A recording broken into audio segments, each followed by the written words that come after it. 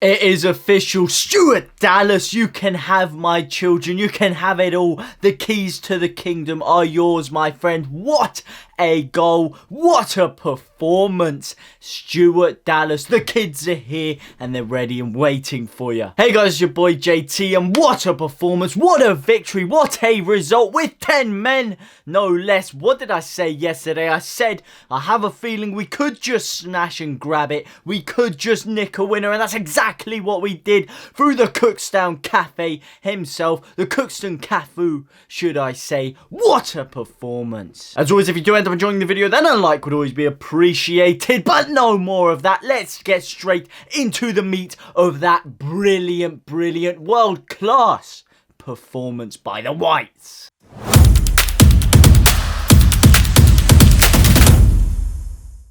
Yes, boys, could you even write a better script if you tried? I really, highly doubt it. I'm telling you, City had the referees in their back pocket today. The linesmen's in their back pocket. They were getting every single decision under the damn sun. They were fouling us left, right, and centre. I thought Stones, oh my days, I'd never seen someone get so many touches on the ball. It was all going their way. But no. Did we give in? No. Did we give up? No. Did we turn our backs on them and admit defeat? Never. Never, because that is not the BIELSA way. That's not the Leeds United way. That is not how we play football. And speaking of the refereeing decisions, that was an extremely dubious red card to Liam Cooper. Let's be real here. Let's say it as it is. He wins the ball. Sure, he's dangling his stud up, and maybe, yeah, he connects with him on the thigh. But if that's a red card, then what Fernandinho did to RAPHINHA at the end there is most definitely a red card as well. It's double standards by the FA, double standard officiating yet again.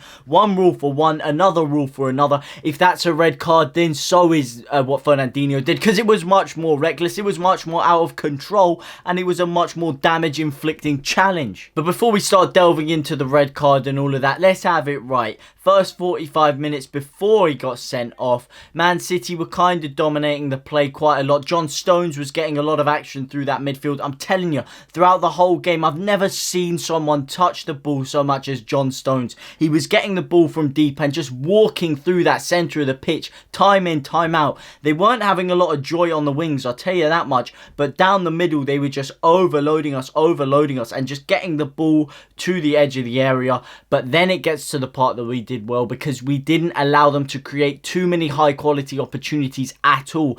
Fair enough, you could say they were dominating the ball there, but we probably had the better chances. RAPHINHA goes through, plays a ball back, just goes behind BAMFORD. We get the ball through again. Tyler Roberts this time plays it, and again it's flicked just behind BAMFORD by John Stones. So we were creating dangerous opportunities, and it always looked like we could get something out of the game. So we weathered the storm. We took the pressure, and bang! One long ball straight up to Costa. Brilliant play by him. Does Cancelo up a full, completely Mickey Mouses him, plays the ball through to BAMFORD, and he has two options here. What does he do? Does he go for a shot? No, he opens his body up, plays it to Dallas, and a simply world-class finish by Dallas. Oh my days. The way he curls it, and it dips, and it swerves, and it just comes in off the inside of the post. Absolutely phenomenal. But yes, you could say that was perhaps against the run of play. You could say that wasn't deserved, but I would beg to differ, despite the fact that Man City had about 27 attempts and we had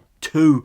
We still created just as many threatening opportunities, just as many clear-cut opportunities as they did in the game. They just happened to have a lot more of the ball. They happened to be pressing it into our final third a lot more, but we did not allow them the spaces to create that opportunity, and it was all looking rosy until, of course, the red card, which I've already spoken about. Liam Cooper going in there rather recklessly, studding your man Jesus and injuring him. Well, it looked like it injured him at the time, didn't end up injuring him, gets the red card, and this is where we're really up against it. We're down to 10 men. We go into the second half, 1-0 lead intact thankfully, but we are really under the cosh at this point. We have a couple of out balls. There was a time when Roberts got the ball and he was taking on a couple of players and he played it down, but aside from that, we really struggled to do anything. We'd get the ball and then it would be 3 or 4 passes and it was straight back to City, straight back to John Stones, who got even more freedom this time on the ball. He was just walking down the centre of the pitch for fun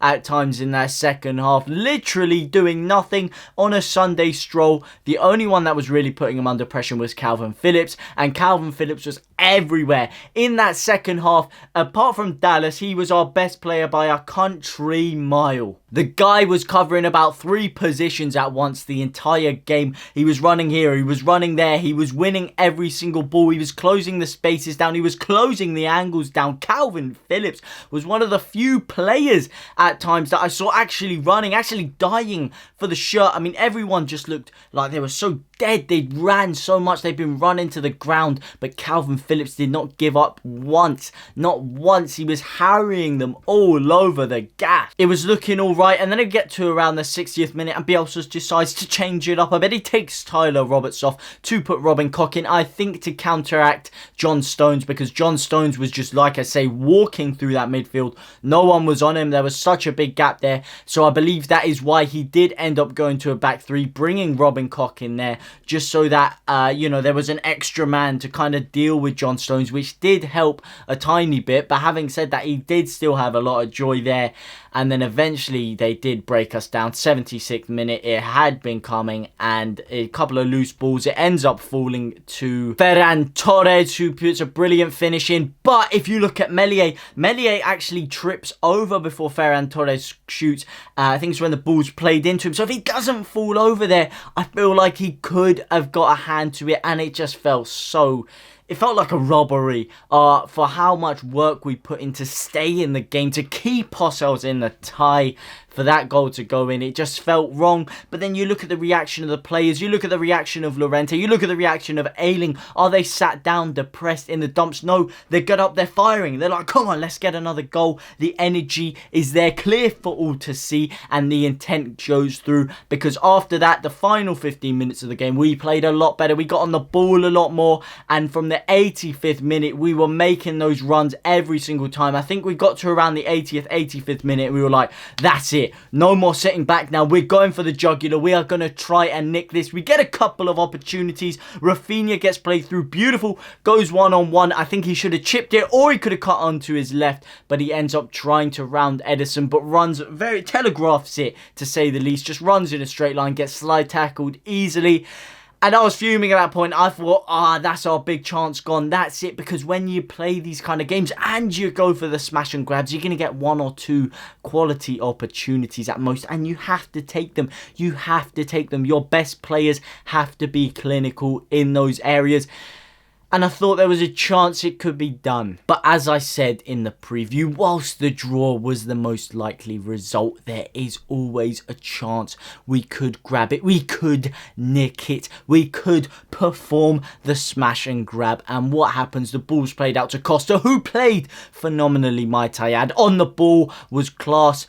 And you know what? Fair enough, maybe it was right to pick him over Poveda because he did play well. But nonetheless, he plays the ball into Alioski, who yet again played very well, who will be a miss for Liverpool after picking up that 5th booking today. But he plays a sumptuous ball through into Dallas, perfectly into the space, and John Stones cannot get close to Dallas. He wins the ball, he bodies him off, he creates the space, he runs through, and he slots it under Ederson through the legs. Oh my God, have you seen a bigger limbs? It was a fantastic finish. 91st minute of the game. That's where you need your players to take the chances, to create something out of nothing. And that is exactly what Dallas did. 2 world-class finishes for the guy. And for that alone, even though Calvin Phillips played absolutely phenomenally, you have to give the man of the match to Dallas. You have to, after scoring 2 goals like that against Manchester City with 10 men to secure the 3 points for the mighty Whites, put us into ninth, secure that Premier League safety. He has to get that man of the match. There's no 2 ways like Calyx about it. And nonetheless, that rounded out what was a brilliant, gutsy, ballsy performance from the Whites. The only negative I can see is that RAPHINHA did go off injured after that reckless challenge by Fernandinho. He was very clever with it because he was never really going to get sent off for that because he didn't raise his leg because of the dodgy officiating in the game.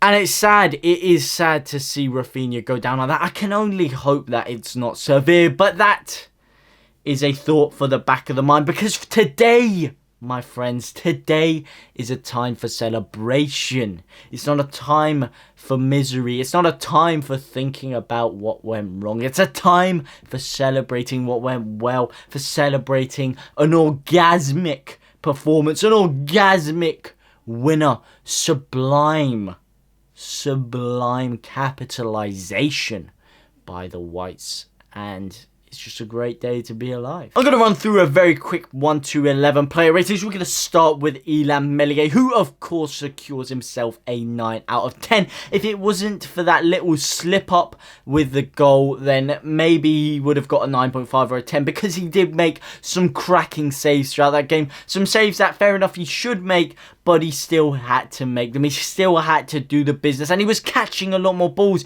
He's catching the ball from set pieces a lot more now. I'm liking it a lot more. He's not doing that slap of the hand action that I had a problem with him doing so much. And then we're going to move on to Ayling and Alioski, who both secured themselves a 9. In fact, Alioski secured himself a 9.3 because he put himself about. He was sliding in. He was, you know, showing himself, showing City he was there, and then the ball he played through for Dallas just topped his performance off. Absolutely quality ball, perfect weight, perfect distribution on it, and for that edge you're given a 9.3. For the two centre halves, I'm gonna give Diego Llorente an 8 out of 10. No, in fact, I'm gonna give him a 9 out of 10. You do not deserve anything less than a 9 out of 10 if you have survived and only conceded 1 goal against a 11 men Manchester City, who are high flying and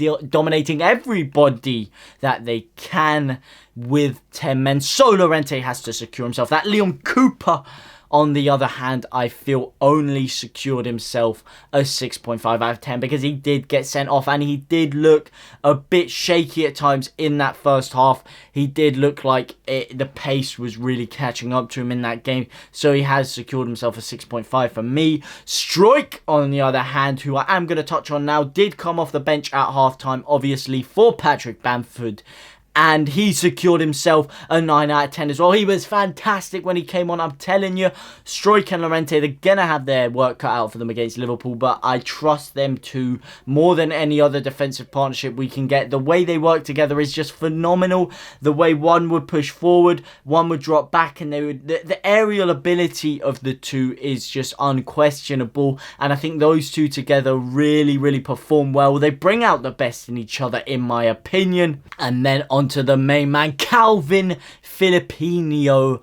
Oh, what a performance from the lad. Honestly, if it wasn't for Calvin, it really could have been a different game. They would have been getting through a hell of a lot more. He was everywhere at times in that second half. And without him, oh, mate, I dread to think what the scoreline could have ended up as. Honestly, again, that is Calvin back to his best. At times in the first half, it didn't really look like he was clicking. It didn't look like vintage Calvin Phillips, but in that second half, that is the Yorkshire Pirlo back to his very best. On the ball, he was one of the few people actually managing to control it, actually managing to alleviate some of the pressure at the back. And then off the ball, what do I need to say anymore? The best defensive midfielder in the Prem. Then, of course, there's the midfield two, and I'm going to save the best two last. First, I'm going to touch on Tyler Roberts, who was, yet again, one of our best players when he did play, in my opinion. He was one of the few people actually offering an out ball, and that's something I feel we lacked. When we did go through at the back and we did take Tyler Roberts off, we didn't have an out ball. We didn't have anyone to soak up the pressure, so we were just giving the ball straight back to Manchester City every time we did get the ball to our feet at the back there. And I feel like one of the few times we did alleviate pressure was when he controlled it and he took on 2 or 3 players by himself. And when he did get on the ball, he was imaginative, he had cutting edge about him, and I'll give him an 8.5 out of 10. He didn't really step a foot wrong today. He didn't do anything too magical on the ball to give himself any higher rating. Maybe if that ball into Bamford had a little bit more quality on it, then he would have been pushed up to a 9. But again, a cracking performance when he did play. And then the main man, Stuart Dallas, in the other midfield position. He, of course, secures himself a 10 out of 10. Absolute masterful performance from the guy. 2 world-class goals. Although, at times, if it wasn't for Kalvin Phillips, he would have been exposed back there. Because off the ball, he wasn't really doing the business like he could have. However, on the ball, he did the magic. He was absolutely world-class up front. Oh my god, the finish, the way he shoulders off Stones, you Mickey Mouse defender. But Stones played quality today,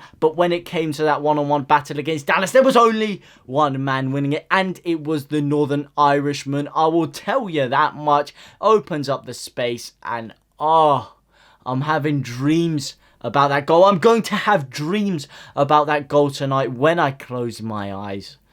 Stuart Dallas, 11 out of 10, not even 10 out of 10, 11 out of 10, whilst Kalvin Phillips secures himself a 10.9 out of 10. Those two today were sumptuous. As for the wingers, Helder Costa, like I said, did indeed perform very well and did secure himself a 9 out of 10 in my books. RAPHINHA, I'll give an 8.8 out of 10 because it was only the last 10-15 minutes where he really did sprinkle into action. He played a nice ball into Tyler Roberts in the first half, but aside from that, he wasn't really doing too much on the ball. He was getting dispossessed quite a bit and his touch did not look up to scratch. But in the second half, near the end of it, he was taking more players on. He was opening up more space. Should have got himself a goal perhaps, and he was vital in those last 10 minutes when we were starting to get on the ball a bit more. So for that, that's dragged him up a bit, but I will give him an 8.8 because I do believe Helder Costa did outperform him a bit. And then we're going up top with Patrick Bamford, who he played a nice ball into Dallas for the assist. Aside from that, again, I mean, he got himself into some dangerous positions at times in the first half, but it, again, wasn't one of his best games. I'll have to give him a 7 out of 10. I really don't think he impacted on the game all that much. So it is going to be a 7 out of 10 for Patrick Bamford. Now onto the substitutes. Of course, I did already touch on Virgil van Strooit because he did come on very early, coming on at the end of the first half for Liam Cooper. But the other substitute was, of course, Robin Koch, who helped solidify things a bit. He helped us stop John Stones from getting so much of the ball in that midfield area.